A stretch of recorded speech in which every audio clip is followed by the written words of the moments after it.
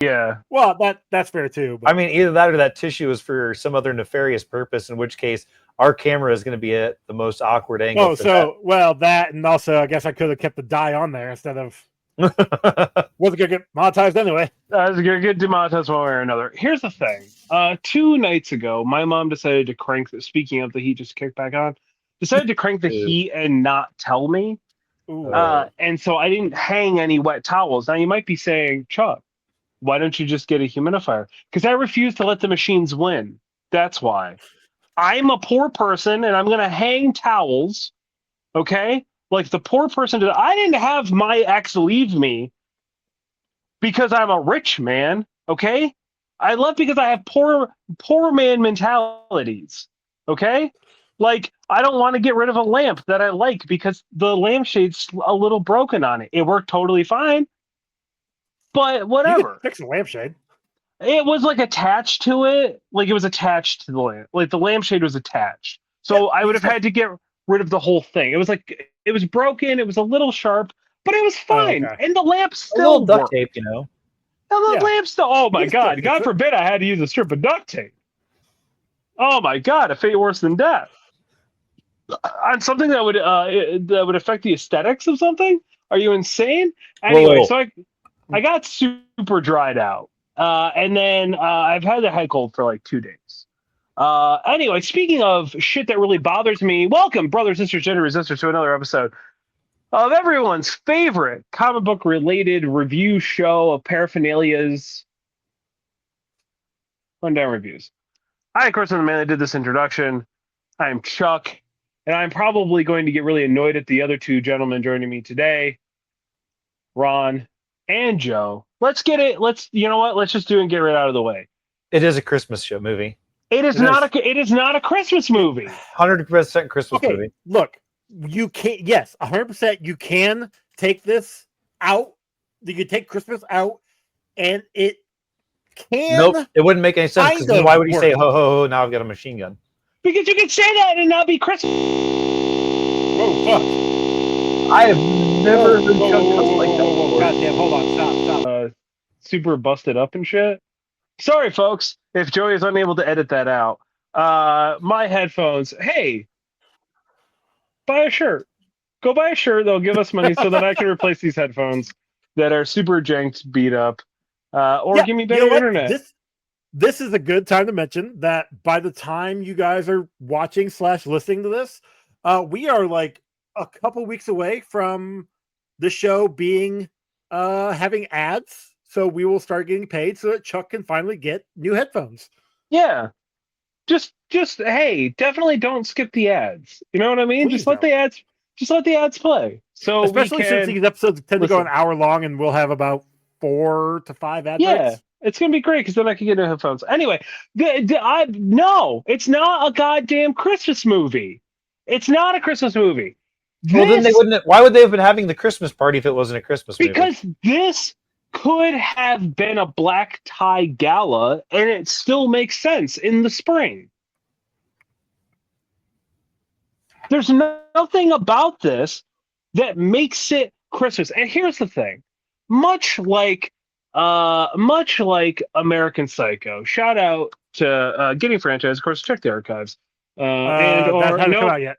Hasn't come out yet. So strap in for us reviewing American Psycho. I hate the fan base for this movie because they're so hard up on the idea that this is a Christmas movie as a reason to watch this instead of like watching an actual Christmas movie with their family.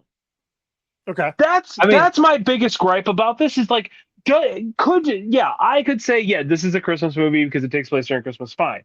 But if you go by Elite 8 Showdown logic. What is Elite 8 Showdown? Maybe if we got the whole show, we would understand what you're talking about. Well, you know. But that episode he talked about it was like so long ago. I know. Tim said that for it to count as a Christmas movie, the townspeople have to come around, the one black cop, and sing a Christmas carol with them. And that's and tidings of good cheer to all men. And they don't even do that in this. They don't even sing a Christmas carol with the black cop. They do so he's surround the black wrong. cop, though. They do technically do that, but they don't sing a Christmas Carol. But here's the thing. Therefore, I'm But here's the I'm thing. strict, It I'm has to be staunch on considered. this. There's one thing that does make it have to be a Christmas movie. The only reason John McClane left New York was so he could see his family for Christmas. Because otherwise he would have just stayed in New York and let his family fall apart. But because it was Christmas time, he came out there to see them. He does make a good point on that. I thought he was any other holiday, it would have been like a weekend. He's going out there for an extended holiday. He's going out there to celebrate her promotion because he's trying to win her back. No. He doesn't want to celebrate the promotion because he was hoping that she would just come back to New York after her job bombed, which is what he told Argyle in the taxi at the beginning of the movie. Well, he didn't tell Argyle. Argyle figured it out. Argyle's quick, okay? But he still could have gone in resentment, and then they could have still had the same argument that they had in the office. But I mean, I feel like Christmas is the reason that he went out there. Because I mean, let's face it, John is not a very good dad, and he's not a very good husband. Okay, let's face it, nobody in this movie is actually good. But he is a very good Catholic, and he wanted to make sure that he was with his family for Christmas. I mean, you could make it a gala, and he's going to see his daughter because it's her birthday. I'm just saying, he doesn't seem like the kind of cop that would take off time to see his daughter. Yes, he would. He loves his daughter. That was the whole point. Don't you remember like the fourth movie where like she's like, "You're never around for me unless it's good for you," and like. But that doesn't apply to this. But I bet you it does because that leads up to That's like reading the novelization. It doesn't count. You can't pull stuff that we haven't seen in the movie. So, I mean, the whole reason why in the movie, this movie is his kids. So the reason why this movie is being watched for this is that there is a prequel comic to this movie. It's Die Hard Year One. So it was made after the movie, obviously, but I haven't read the comic. I don't know what the comic does, and I'm assuming it is actually talking about how their marriage fell apart. I could be wrong. I don't know. I haven't looked at it. I haven't read it. But that could be maybe in there. It probably talks about how they, just couldn't, probably the whole, like, them living in New York and everything falling apart and him actually loving his family, kids stuff, but not work. I don't know. I'm pulling shit out of my ass here. Look, the only prequel story I want to hear about is Reginald's backstory about shooting the kid with the toy gun or whatever. I mean, that's Family Matters. Like that's the whole that conspiracy theory. Like what was it? The kid he shot was Steve Urkel, and so Family Matters that happened actually in New York. Well, because that's when he was part of Ghostbusters. So here it is. That's what I'm saying. Like Family Matters is a construct of his mind that he's trying to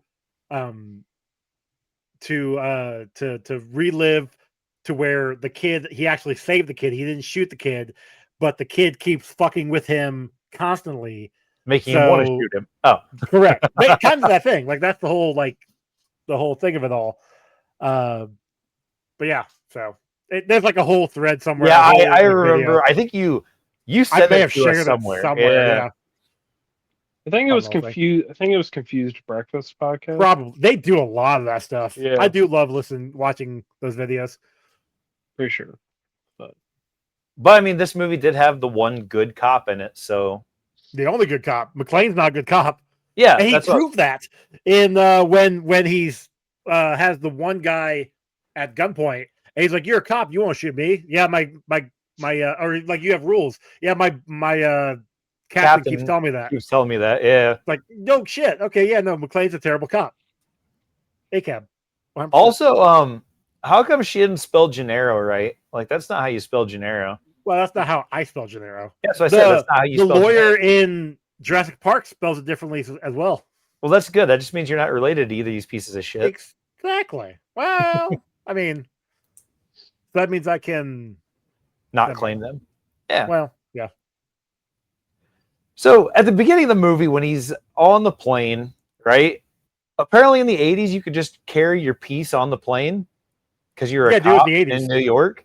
It was the 80s. Yeah. Well, see, I didn't think that you could do that even if you were a cop, though. Like, I thought that they had Yeah. strict gun control, like in the airports. No, in the as a 80s, cop, I as think long you as you could.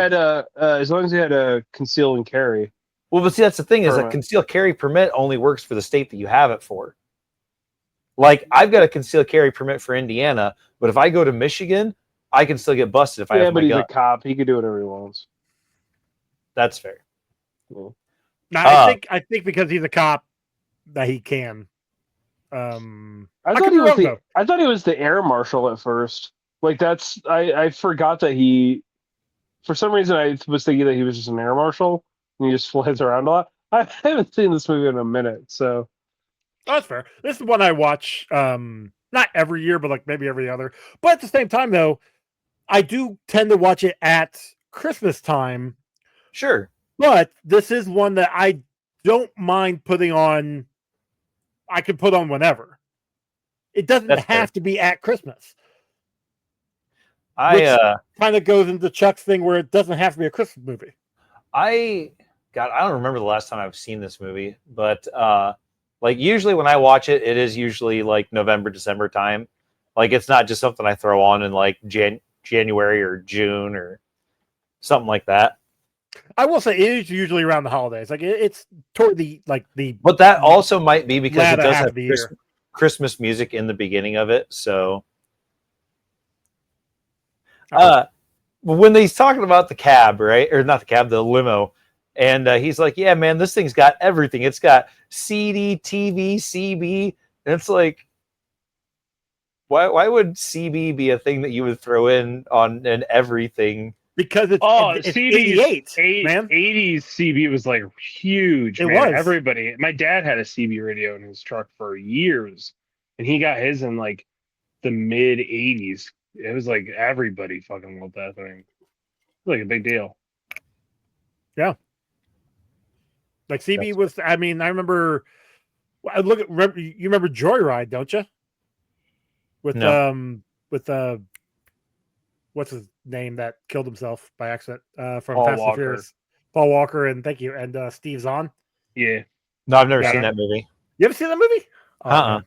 Joyride is fun. That's one of my favorite. That's like one of my favorite horror movies. Candy Cane. Love that movie. It's great. It's a pretty fun movie. No, like they had I mean, that one came out in 2000s, but like they found a CB and was fucking with truckers on the road. CBs were hot in the 80s. So like, I mean, I did work with this guy named Tom that had a CB antenna at his house, and then he would sit there at night and just talk on it. What about? Do you remember the movie Frequency with McClane? Yeah, that was actually an interesting movie. Yeah, I think they made a TV show out of that as well. It was weird. Chris, check show notes.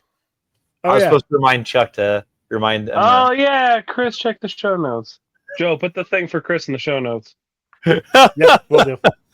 So he gets to the Nakatomi building, and he goes in there, and he's like, "I'm looking for Holly McClane." He's like, "Tap the name into the screen." So he taps the name into the screen, couldn't find it. Finds it under Janero, and he's like, he's like, "Oh, she'll be on the 31st floor or whatever, 30th floor, 30. I don't remember, but 30th. Yeah, he's like, that's where anybody that's left in the building is at. So why did you make him look in the directory if you were just because he's an asshole? If everybody's on that floor, like exactly, he's an asshole, and then he gets shot. So he deserved it. Well, to be fair, he gave a name that is not technically in the record. True. So he didn't know it. He's like, well, that's a weird name. So then he made him look it up on his cool toy, I think he refers it to as. Yeah. It's like a weird way of putting that, but very true. But then we get, he gets up there, they have their argument, he takes off his shoes, he's up there, the two people try to break into her office to fuck and then, have to be moved down to the next office. But then the black dude that's the bad guy, that's like Walker Texas Ranger's partner, right? I believe so, yeah. Okay, that's what I thought. Like, I wonder if Chuck Norris knew that he was a bad guy before he became a cop in Texas. I think he was a lot more. I think he played a lot more good guys than he did the one bad guy. I mean, Alan Rickman did a lot more good guy. But Alan Rickman acting. plays such a good bad guy. Oh, he does. He really Like, does. he plays like he just. I don't know if it's because he's British, but he just seems like a bad guy. Like such a good bad guy. I mean, that just means he's a great actor. And he makes this character specifically so pretentious. Like when they're on the elevator, he's like, nice suit. You got it from like da in London. I've got 3 of them myself. You know, it's like, all right. Yeah. Nobody asked, but it is interesting that when he's on the elevator, when they find the first, the dead body, Carl's brother, and John is on the elevator looking through, that he couldn't see Hans. Like he couldn't peek around and see him. There was a few different plot holes in here that could have easily been avoided. Which, I mean, we'll get into a few of them at a few different points. Speaking of the dead brother, though, if they wouldn't have fallen down the stairs and that dude would have broke his neck, that dude definitely would have killed John McClane right then and there, because he was not winning that fight. Oh no! How John won most of these fights is plot armor. Even with Carl, he didn't. He wasn't. Oh yeah, no.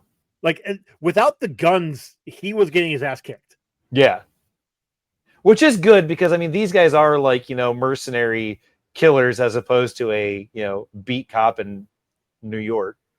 Yeah, way out of his jurisdiction. That's why he was able to kill him with the guns, is because he's usually used to just shooting people that are unarmed. So yeah, not wrong. But speaking of, so when our good cop gets there, when Al Powell gets there, first off, when he's at a gas station, gas was only 74 cents, which holy crap. Yeah. Miss those days. Well, I mean, dude, I remember when I first got my license, I think the most that first year that I ever paid for gas was 97 cents a gallon. I think mine was $1.05. Like it was over $1. It had gone down. It jumped around, but whatever. God, we're fucking old. Yeah, we are. But anyway, so Al gets to Nakatomi, and he is looking around. When he gets into the building and he's walking by the elevators, like the camera pans over and you see a couple guys like behind the elevator banks ready to shoot him if he goes too far. What would they have, like, he had already radioed in that he was going to be there and looking out for things. If he didn't check back in, they would have figured something out, like, I mean, that was always part of the plan, was for them to have the cops there. So I guess they were probably not, they just didn't want them there too early. Yes, exactly. Like this, I mean, it all comes in too early anyway, but I also think that their dispatch is fucking terrible. Yeah. Well, 100%, but that's an LA thing, I think. I don't know. Never been, so. Me neither.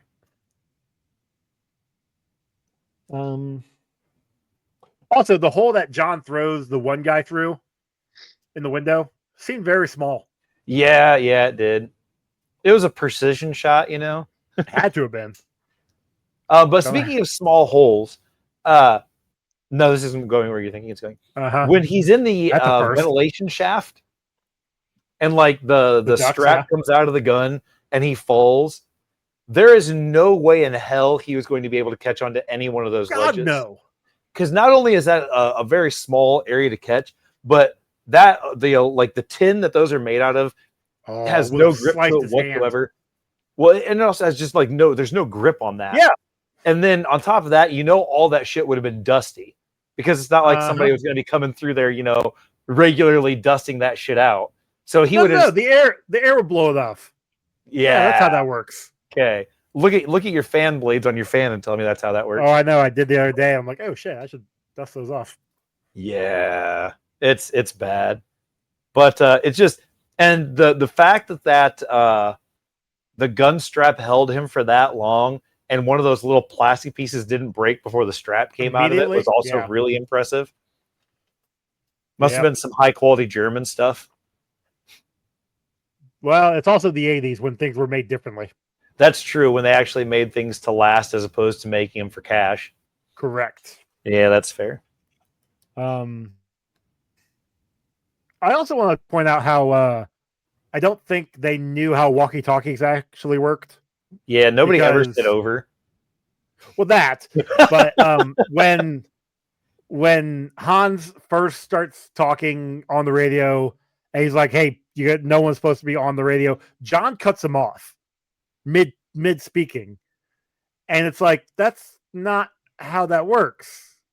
Like he's so allegedly he's holding down the button to talk on the radio. John shouldn't be able to cut him off.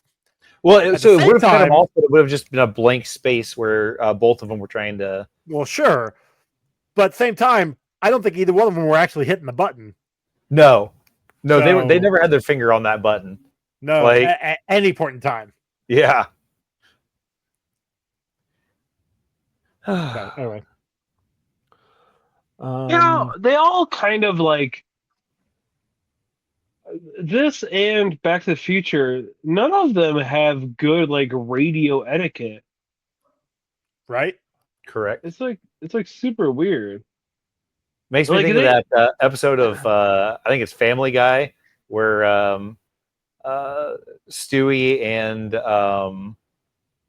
Brian are talking over the CBs, and he's like, "You've got to say over," and then he's like, I don't know. It was funny. No, I do kind of remember. I can't remember what the joke was, but I don't remember what it was either. But I do kind of remember because it ended up being something Family Guy dumb. But yeah.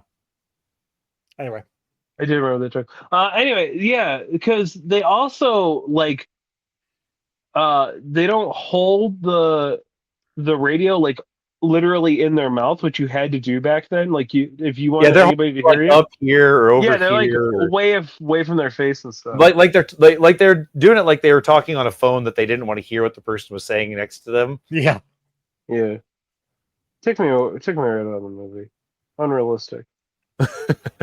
Kind of like when the C4 goes off in the elevator and only blows out that one floor instead of the entire elevator shaft and everything around it. Well, he put up he had so many detonators in there. That's why it only blew up the floor and not more, right? That's how the detonators kept it from it went out instead of up. Oh, okay. Is that how that works? Yep, I guess. I don't know. There was that, and then also the bag of detonators that he had. Why didn't he just leave that in like one of the ventilation shafts, or like if he didn't carrying it the entire time, instead of carrying it around with him the whole time? Well, I think because he knew it was important to them, but and the fact that he's basically sticking to like 4 or 5 floors this entire movie. Yeah, no, like he could have easily dropped down to like floor 25, throw it in there and hide it, and then go back threw up. it out one of the windows that was broken out, or off the roof, or yeah, that could have worked too. Yeah, again, get it away from these guys who need it. Yeah. Welcome to the party, pal. Like, come on. Yeah, I do have to say that I use that line a lot, especially when I'm at work and like somebody's not getting something and then they finally get it, and I'm like, yeah, welcome to the party, pal. Like, it's a good line. It is a good line. It's a good line. That one, and there's another one that I use regularly, but you guys can figure that one out. Is it ho ho ho? Now I got a machine gun. How'd you know? I'm always doing that. Like, yeah, he's constantly getting machine guns. It's wild, actually. Well, this follows video game. This follows video game looting logic, where you kill somebody, you loot their stuff, and then you upgrade your weapon with it. I mean, yeah, he did every single time he could. Yeah.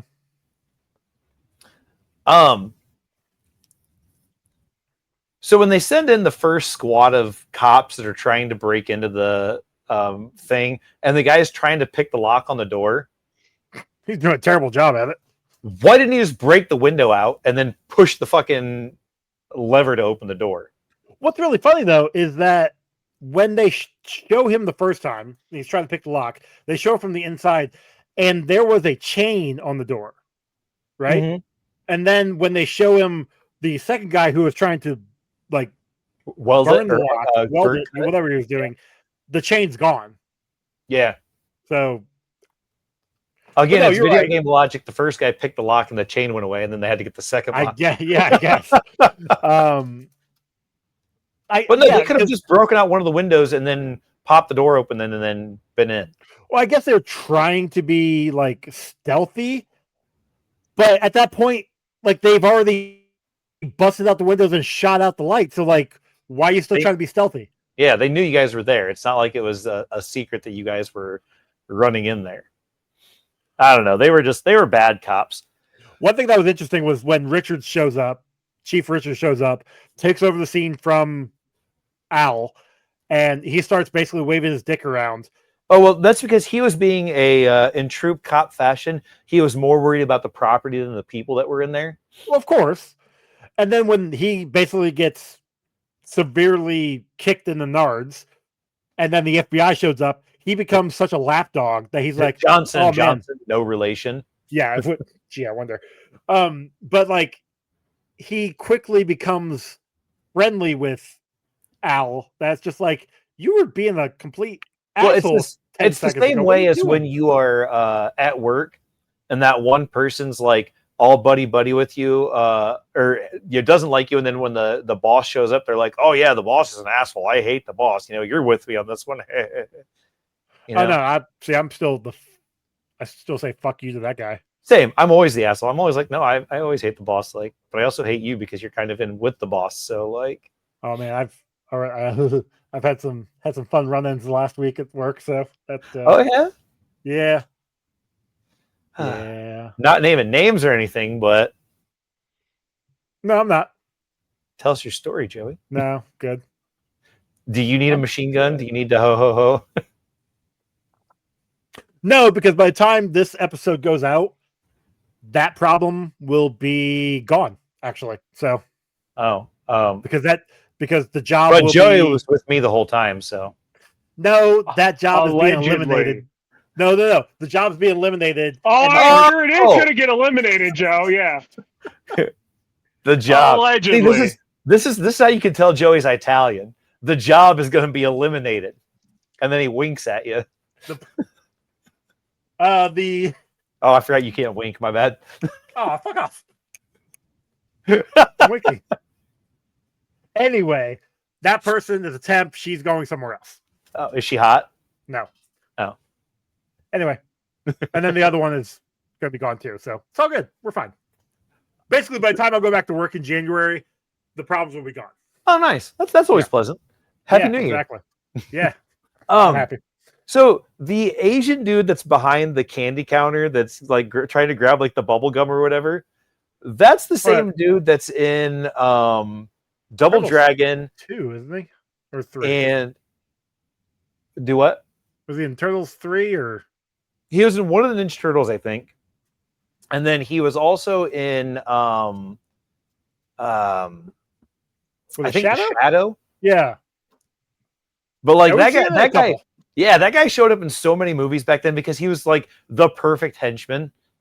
Yeah. And I love that. That's so much fun when people show up like that in movies, especially when they're like bit roles where it's not like, he wasn't like one of the main bad guys. He wasn't like Han's right man. He was just kind of like, he was just there. He was the diversity hire. Kind of. I do got a question about how Argyle got into the garage, especially when all the cops were already there. Well, he was in the garage already. He was parked. No, he wasn't. Yeah, he was. No.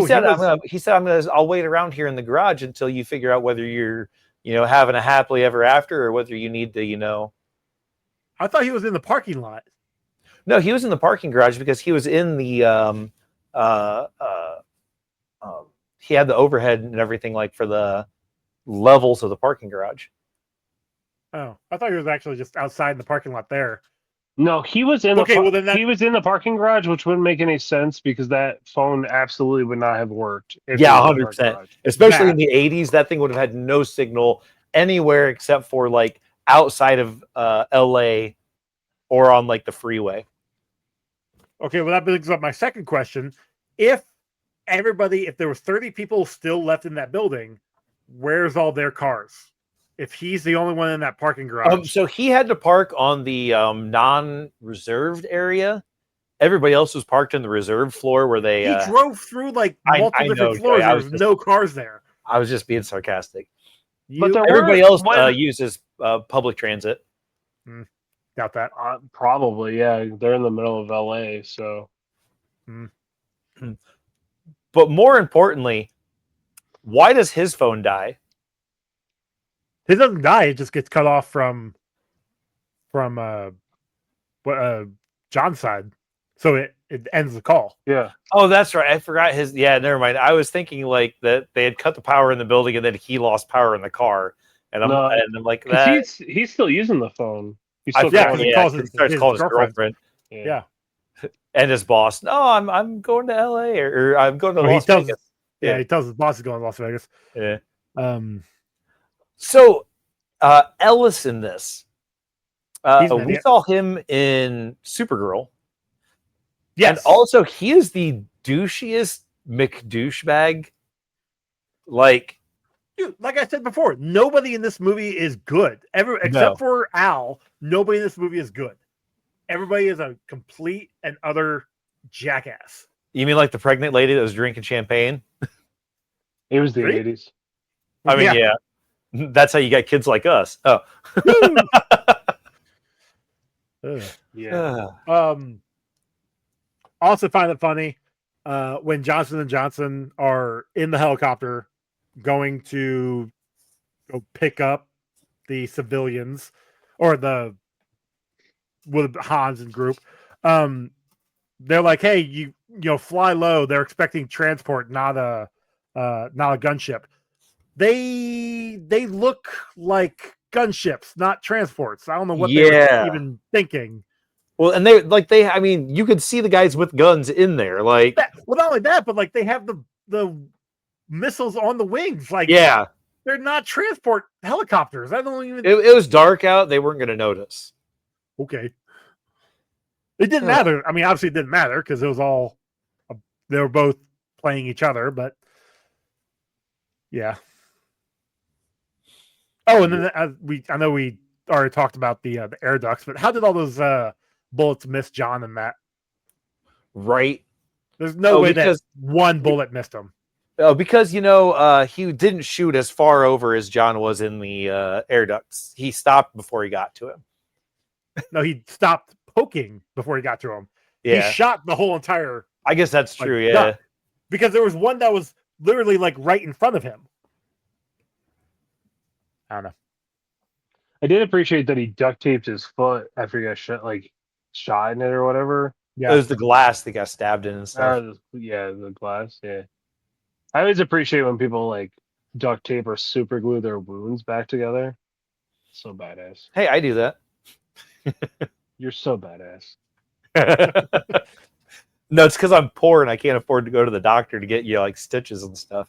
Like when I ran that router through my hand, I cleaned it out and then I just folded the skin back over and ran a line of glue across it, waited for it to dry, and then just taped my thumb all the way up and around so it didn't move. It was pretty awful for you. I mean, it healed up and it didn't get infected or anything. I got a hell of a scar, but your thumb still works? Wow. Oh yeah. I'm a hell of a doctor, man. I just, lucky ladies. He doesn't just play one on TV. That's right. Or his bedroom. Well, I mean, the doctor is in. Anyway. That's a line from the Mask. I am canceling my appointment for sure. If you ever fine, I'm gonna go put those elbow length gloves back in the drawer. I guess. Gee. Well, that's all I've got. So, when Hans is in, like, when he goes out to look for the detonators with the rest of with a couple of guys that he has left, and he runs into John. Yeah. And he hides the gun before he. Well, he had put he had put the gun down because he was looking to check the detonators or check. Yeah, like he was getting up on top of it. Why didn't he just tuck it into a waistband or like?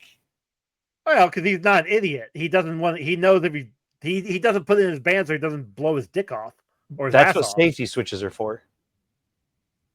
Well, he's German. He doesn't use safety. I don't know, but then like he keeps trying to like go back there to get his gun. Yeah, and it's just like it's so ridiculous. But then when John hands him the gun, and the first thing he does is tries to shoot him with it. I'm really surprised, especially since he just had a gun in his hand, that he didn't feel the weight of this gun. And there's not that much of a weight difference, depending on how many bullets. Like even if like you had, the complete empty clip, the bullets don't weigh enough to make that big of a difference if you're not used to handling a gun. Yeah, and he probably wasn't. He probably didn't normally get his hands dirty by the looks of it. He killed what's his name? Yeah, but I mean, I wanted to shoot that dude, and I'm not even a terrorist. So no, he killed the like two people. Oh yeah, so he killed Ellis. He killed Mr. Whatever the boss guy. Like he got his hands dirty. I guess that's true. Yeah. Well, I mean, even then, like, yeah, he and loves also killing he might, people. Yeah. Also, he might not have just known how many bullets were in it. Like, it could have only had 3 bullets in it, and it would have made a difference in weight. Now, if you had like a drum magazine and it was empty, you'd notice, because that's a lot of bullets. Well, sure, yeah. Or if they were like shotgun shells, you'd notice because they're a lot of weight. But those were probably 9mm, I would assume, and yeah, probably. Yeah. Okay. Oh, but either way, you'd figure he'd wait until like John had turned around or they were going somewhere else to shoot him, instead of just like right when he hands him the gun, being like, "Huh, you didn't know it was." No, that's French. Sorry, he's like, he was speaking French at times, but no, yeah, no, like immediately. So, all right, pull out my cigarette and gonna kill you. But at the same time, he had been disrupting his plans all night. That's true. I guess that's true. Yeah, he probably was really as soon as you can. Annoyed. Yeah, yeah. He was a pretty efficient guy, so I will give him that. Like, yeah. Yeah. The gun that he duct taped to his back. I feel like that should not have worked, especially after being as bloody as he was and coming sweaty, right out of the water. And sweaty. Yep, that's exactly what I was gonna say. Like, there's no way that duct tape would have stuck that well, because like you can't even get duct tape to stick, when it's slightly damp on things. Oh no, this is 80s construction duct tape. It's made with shit that you're not allowed to use anymore. That stuff was actually permanently bonded to that actor's back. Yeah, he's got cancer for sure, but it definitely stuck. It's the asbestos. It's really what makes it stick. Yeah. That's how he was able to survive 5 movies. If that's the case, in that logic, then the hammer of that, or the slide of that gun, would have never popped to shoot that gun, because it would have been stuck with the duct tape. Was it a 45 or was it a revolver? I thought it was a revolver. No, it's 45. Maybe it was. I thought it was one of the. No, because he had pulled out the mag and checked how many bullets he had, and he only had 2 bullets left. Oh, okay. For some reason I was remembering it as a revolver, but interesting. Okay. Yeah. Now I know how this movie got made, or how this got made, or movies that made us. That was what it was. They did a thing on this, and this movie has been talked about for years. One of the famous scenes when Alan Rickman gets dropped from Nakatomi. That's a scene that everybody knows. That was a scene that Alan didn't know when he got, he knew he was going to get dropped, but he didn't know when he was going to get dropped. So that was actually a surprise face that was on him when he got dropped. Another scene, and this I saw in movies that made us. The ambulance that comes out of the truck at the end. If you're paying attention in the movie, that ambulance comes out of nowhere. Yeah, because it wasn't in there at the beginning when they come out of the truck. Correct. Yep. When they first enter the building and you see clear shot of them walking out of that truck, ambulance is not there. End of the movie when the one guy is coming out into the truck, the ambulance is there and he pulls out. It's just like, wait, how? The directors were talking about it and they're like, we really fucked up here. This is the end, this is the crux of the movie. This needs to happen. But we already filmed the scene earlier, and that's we really messed up here. What are we gonna do? Well, screw it. They won't. Let's hope people don't care. Obviously, it didn't. This movie was a box office hit. If you didn't tell me that, I would have never realized it. See, exactly. Yeah. Another thing, the helicopter. So it blowing up, and it falling down like it did. They only had one take for that. They were only allowed to do it. Well, not that they were only allowed, but they only were able to do one take on that. The explosion, and what was the other thing? Something along with the helicopter prop itself. They realized that they only had enough film for the one take, and so we have to make sure this works because we don't have enough to do it again. It has to go off without a hitch. And something did go wrong, but it went wrong in the correct way. So it still worked out for them. Yeah. Yeah. Movies that made us. Get some good information on that thing. I've never seen that. Yeah, it's fun. That's good. They also did Dirty Dancing. That was a really good episode. Love that movie. You know what I didn't like? What kind of takes me out of this movie is the fire hose bungee jump. Yeah, that's what they were talking about. Because that same scene. Yeah. Because that would have Gwen Stacy'd him. I would have gone and say that wouldn't have held him. Correct. It just somehow just catches itself on the edge of the building. Same way with the gun strap. Yeah, it just wouldn't have worked. Yeah. I don't know. I give this movie a lot of leeway, and just there's just some parts that are just like this. I always think back to that stupid episode of The Office where Michael Scott is he's working the nighttime telemarketing job because he doesn't make enough money because of his partners taking it or something. And he's telling the kids because the newest number 4 or something like that was coming out, Live Free or Die Hard. And he launches a motorcycle at one of the helicopters. Yeah. Yeah, and he's just killed a helicopter with a motorcycle. Yeah, and he's back when this first movie came out, it was just him in a building, and now look at it. It's he was already doing stupid shit that didn't make any conceivable sense. Yeah. Yeah. I don't know. Yeah. No, you're not wrong. There is a YouTube video I watched years and years ago where it did an actual count of how many times John McClane should have died.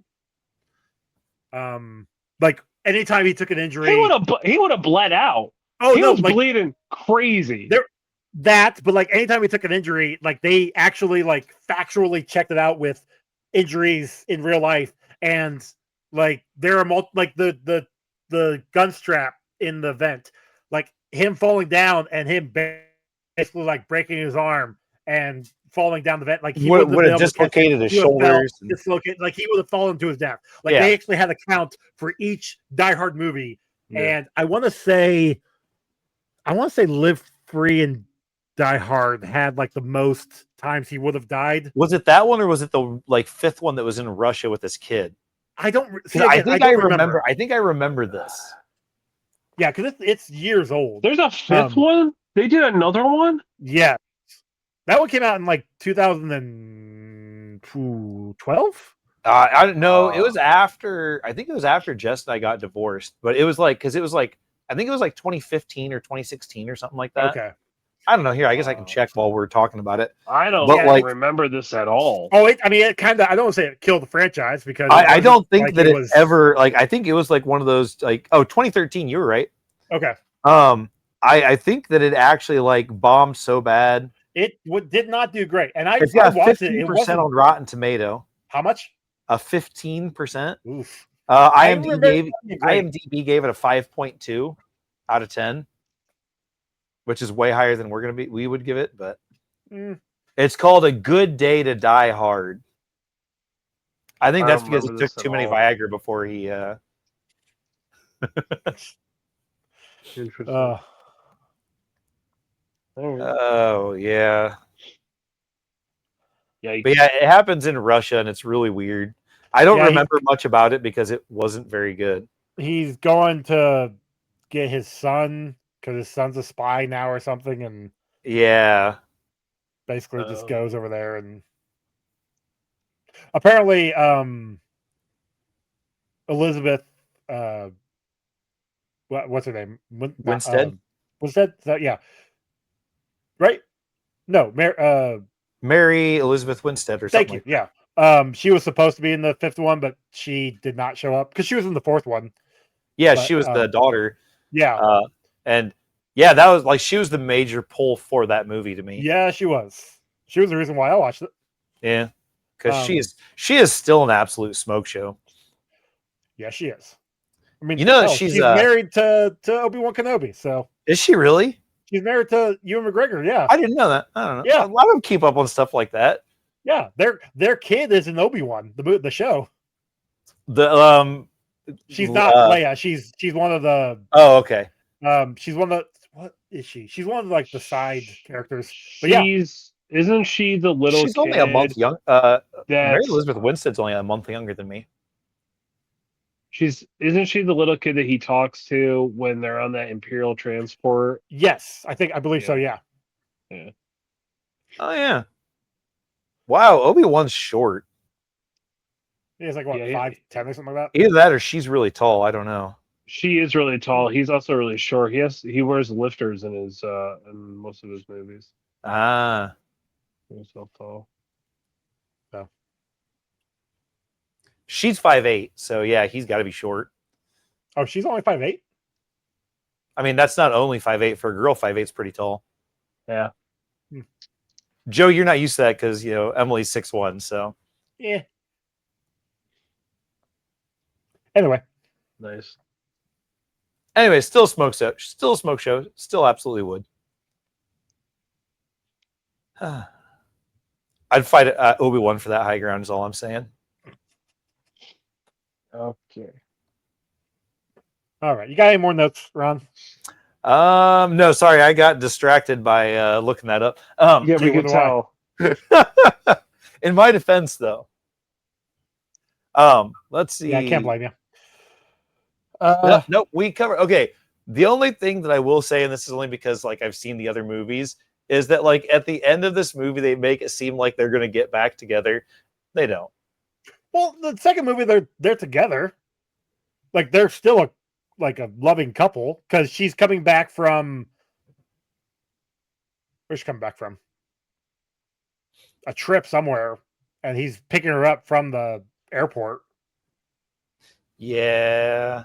But then by the third one, obviously, it's done. They're done again because he's back in New York. Because yeah. Yeah. But yeah, spoiler alert, they don't get back together. Yeah. Also, the fact that they had his kids on TV without parents' permission. Well, this was in the 80s again, so 80s, like yeah. But also, what's his name was a douchebag. Well, yeah. Again, no nice people in this movie. True. Everybody's an asshole. Also, the fact that he was like, "Yeah, if you don't let me in, I'm going to call INS on you." It's like, shit, dude. Yeah, and then that dude's the same dude that got the Ghostbusters shut down. So, yep, what a piece of shit. Yes, sir. But yeah, that's all my notes. Chuck, you got any more? No, that's it. Well, on to the kill count. Got a total of 16. Not a lot. I mean, decent amount, but I mean, for like that small group of people, that's a pretty big chunk of people. I will say everybody, but the per capita quota actually was pretty high here, because if it's only in the grand scheme of just this building, there was like what 30. There's 30 people when he started. About the 10, guard gets killed. Yeah, there was like 10 terrorists. 12, I think, is what they said, or 13 or something. Okay, because he's the reason you're dealing with 7 instead of however many it was. I know all but 2 die because he knocks out the one, and then Argyle knocks out the other guy. So all but 2 are killed.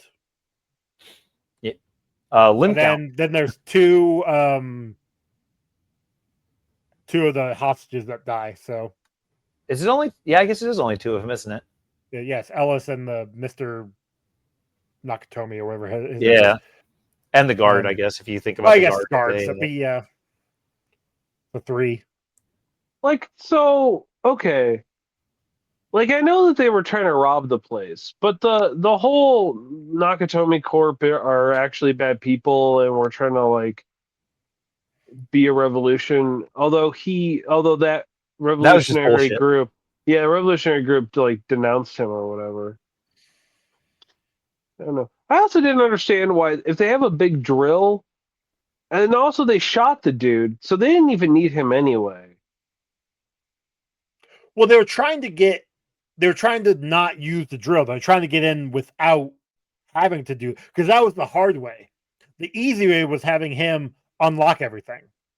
Yeah, so that they can get in and get out without anybody dying. But he was like, no, you just got to kill me. They do. And then the backup thing was go ahead and do that. Go ahead and go that route with the drill. And that's why I was getting confused of, like, their plan was drilling in, cops show up to unlock the final door to get in. But again, if the plan was that the actual plan, or was it the backup plan? Because if I thought that was the actual plan. But if the original plan is to have what's his name unlock it for them, okay, I guess planning on that not to happen at all. I think he did plan on that not happening.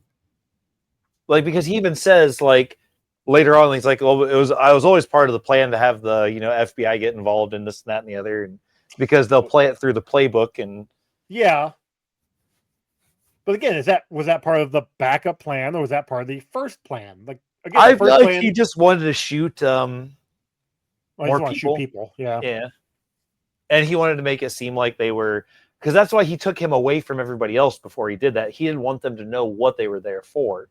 Right. And by shooting the person that's in charge, he puts all the people that are there in disarray, so that they don't think about, they're here to steal this. Right. Because most of those people probably don't even know those bearer bonds are in there.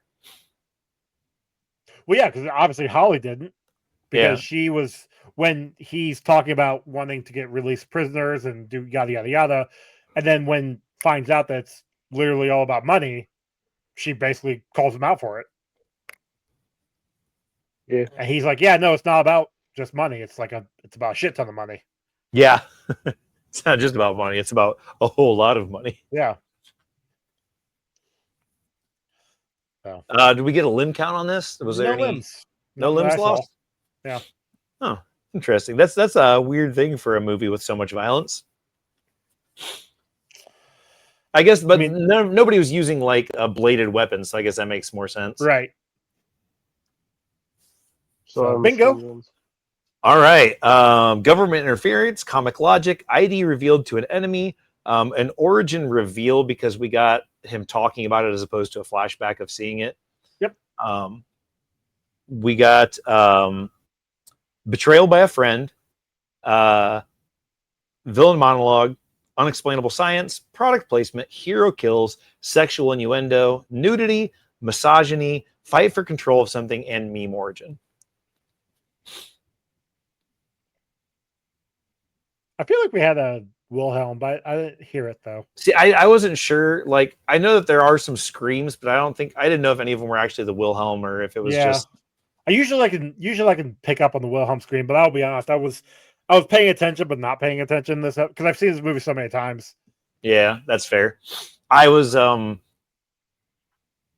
taking my notes, but I was also on the couch with Alfie, so I was like almost snuggled up and like almost asleep and comfy, and I was writing with my right hand for most of it, so like a lot of my notes are super sloppy, but I can still tell what they say. But yeah, we almost had 3. We had 2 bingos and then 4 out of 5 for the next one. Yeah. Spawn Cape. I mean, this still looks good because it's all practical effects. I think they use models for a lot of it too. Yeah, I always love that. I do too. I like when they do shit like that because it makes it more believable than CGI does. Yeah. The only thing I think that looked bad was when Hans falls off. When the initial like letting him go. Oh, the green screen. Yeah, the green screen looked a little rough, but because he looked so high definition, and the screen behind him definitely did not. Yeah, yeah. Other than that, I don't know. I'm gonna say 1 out of 1 out of 326,000. Okay. That's a number, right? Yeah, that's just 326 million. So. Oh, good. There we go. So we did have a boob count of 2. I forgot there's boobs in this. Actually, so did I, actually. Well, you don't count posters, but no. Oh well, we usually count them as like 0.5, but I mean, But I forgot that the when they're like rounding everybody up, I forgot that girl was topless in this, and I saw it, and I'm like, ooh, I was like, I don't know if that was 1 or 2 boobs, so I had to rewind it and watch it again, and it was 2, but just for like half a second. But it's there. Rock hard 80s titties, which are just as good. A titty is a titty, Joe. Doesn't matter what era it's from. Okay, that's true. I'm agreeing. That is true. Although I feel like we peaked somewhere in the 90s with fake boobs, and then they fell off to being bad again. Because like 70s, like 70s, 80s, like they were bad, but they were getting better. And then like maybe mid to late 90s, they peaked for fake boobs, and then it just fell off again, where they just started getting to be terrible again. Nice, perky nipples were like nice. They always boiled them up so they looked good. But then they like reinvented the technology. They figured out a way to make them feel more lifelike. I don't want them to feel lifelike. I want them rock hard. Oh shit. All right. I feel like I'm sucking on a boulder. I'm not asking a lot here, boys. Unless that is, of course, they are velvety soft Muppet tits, in which case, Chuck wants them soft. I want some cotton between my teeth. And speaking of Muppets, who do we have for the not a Muppet in this? I kind of like Hans. Yeah, Hans. Actually, yeah, it's Hans. It's okay. Hans. That's what I also had. So that's like all 3 of us for 1 person, which is really impressive. Yeah. We've had that like once or twice, but it does make sense because it's kind of like when you have a bad guy is a better person to have when it's Muppets. Correct. Because it's just funnier when Muppets kill bad guys. Muppets are the one that are his foil. Yeah, is fantastic. I also love the idea that he shoots Nakatomi in the head, and it would just be stuffing that would just fly against the. Yeah, that'd be awesome. Yep. My other honorable mention would be the annoying guy who tries to like make a deal. Ellis. Yeah, I think that would be really funny because I think he would. Him getting his head blown off by a Muppet would be kind of funny. Also, yeah, and also him trying to negotiate with terrorist Muppets would be a really funny scene. And him trying to like one up Muppet Bruce Willis, trying to get in bed with his wife, would also. Who's also hilarious. A Muppet? Yeah. Go ahead, show him the watch. It's a Rolex. Yeah. You guys remember when Rolexes were like a way of showing your money? Yeah, actually. Yeah, nowadays, I don't know. Are they still I valued? don't know. Like nobody gives a shit about your watch anymore. Nobody has like only older people really wear watches. People who give a shit about watches are the only people who give a shit about watches. Mine's Yeah, a smartwatch. I know. I was just giving you shit, dude. But like, no, but like, I mean, I know somebody that has watches, and like their watches are really nice watches, but it's also more of a like, he came to adulthood like in that time when watches were like a sign of Prestige. like, Yeah. and Like I've seen ads where like, oh, get the watch collection. Like watches will like prove you're something. show them that you're a sophisticated man with Yeah. the. And Yeah, that's fine. I think watches like not non-smart watches, like just regular watches are like now still seen as like a level of just Distinguishment. yeah, I guess that's the word I'm looking for. Sophistication. Yeah, because you don't have like you have it's a simplicity aspect now, right? Like it Yeah. used to be a flex of wealth of like how smooth did it move and can you see the gears in it and like Can you wear it when you go scuba diving?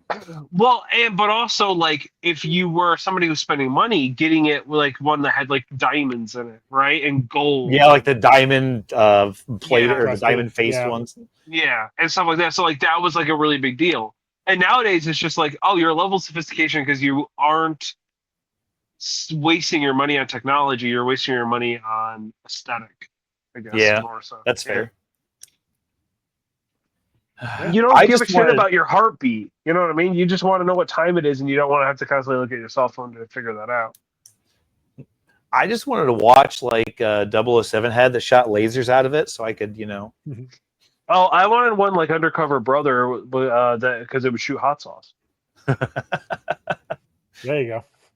Yeah, and then you shoot in people's eyes. Alrighty, on to our scores. Chuck. All right, Out of 10. Is this a Die Hard movie? Yes. Is this a Christmas movie? No, 0.0.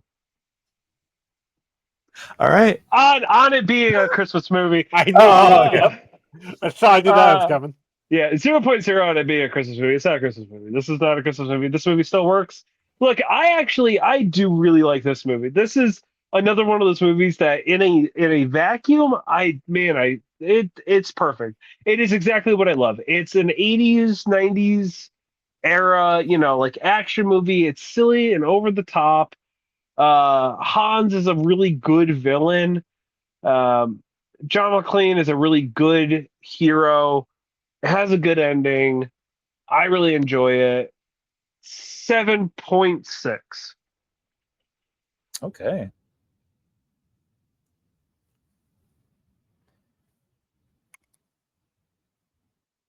Ron? I was giving Chuck a minute. He was ranting for a little bit. I didn't realize he was muted when he was ranting, but He does that. So I also do enjoy this movie. I didn't enjoy it as much this time around, but that's mostly because I was nitpicking it. But like, I mean, this is a pretty classic movie, and this definitely gets nostalgia points. Obviously, also gets the boob point because it did have boobs in it. But like, it is not. This is the movie equivalent of kids playing with their action figures. You go, through the levels, you fight all the little bad guys, and you get to the boss at the top, where you're fighting your favorite action guy against your favorite villain guy. That's what it made me think of. Is like some little kid was playing a game, his parents were watching him play it, and they're like, "What if we made this into a movie?" But even with all that, I gave this 6.85 because I would definitely watch it again, but it's also not that high on my list. So, Joey, what about you? Your reason is exactly why I probably love this, because it did remind me of me playing with my action figures. This is I mean, honestly, this is kind of a nostalgia movie for me. I didn't watch this as a kid. I think I watched it in my teen years. But Oh it's a damn! movie I saw this as a young kid. Like I was Yeah. probably like 7 or 8 when I first saw this. Yeah, I know I didn't watch this. I obviously didn't watch it when it came out. I would have been 5. Yeah, But I know I watched it probably in my young to mid teens. So but it's a good classic action movie. It is, like I said, it's one I watch around the Christmas season, but it is one that I can watch outside of the Christmas season. It's a lot of fun. You know, we talked about Hans being a good villain, McClane being a good hero. The action scenes are great. It's a really good movie. I went and gave this a 8.22, which gives us a combined score of 7.56, which drops it in at number, let's see here, number 30 out of 177, just behind Aliens at a 7.58, and just above Star Trek First Contact at a 7.54. that's a pretty prestigious spot, I think. Also around it is Mandy at a 7.65 and Men in Black at a 7.53. So, yeah, that's decent company. Not a terrible spot. Mandy deserved to be higher, in my opinion, but that's all right. The first watch through, man, like I think if I had a second watch through, it would have been, You gotta watch it again. Yeah, you gotta watch it a again. little bit different. But one watch through, and it was just like, what the hell am I watching? That's what makes it good. I know, I get that. Makes you ask questions, Joey.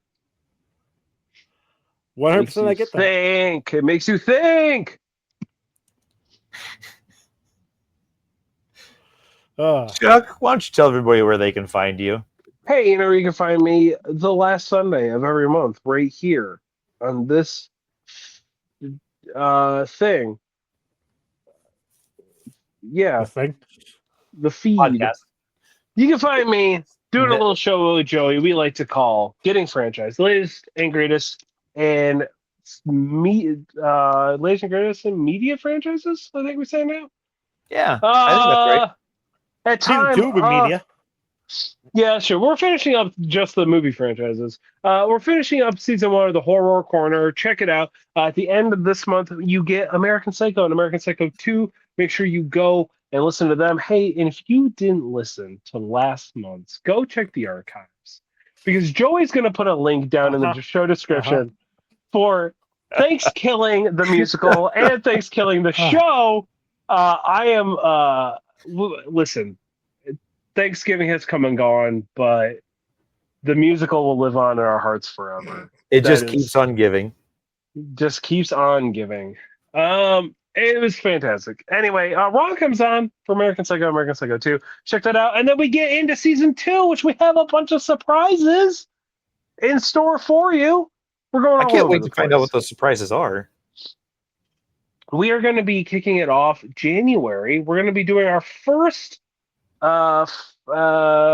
franchise spotlight, I guess, where we're going to be looking at not just movie franchises, but actors, creators, and things like that. And we are doing a Jim Henson special. We're doing Dark Crystal and The Labyrinth, 2 movies I have never seen, but I'm always told that's fantastic. So. I haven't seen Dark Crystal, so I've seen Labyrinth. I've seen both. Actually, I think I have them over on the shelf somewhere.